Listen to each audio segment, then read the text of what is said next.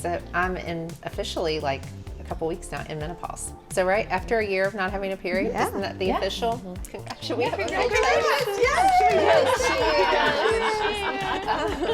But with that being said, like, I mean, what's next? Like, I don't know. It's like you knew all these things that happened, but like, what's that mean? Like, other than you don't have a period, I mean, now what do I have to look forward to?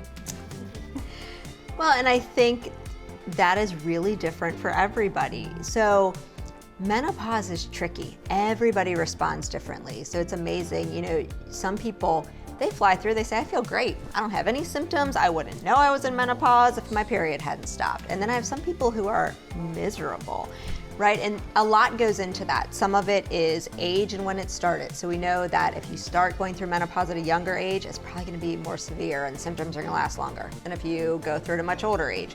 We know Black women tend to suffer more than any other women. And so they tend to have more of the hot flashes, the night sweats. Kind of that once you get through the transition, and the transition for a lot of people is the worst of some of those symptoms, but then it really depends on what symptoms you're having, if any. You know, the things that consistently come over time with women that I see is vaginal dryness kind of becomes an issue as people age. You can kind of get through sometimes the anxiety, the hot flashes, the night sweat, some of that'll settle down.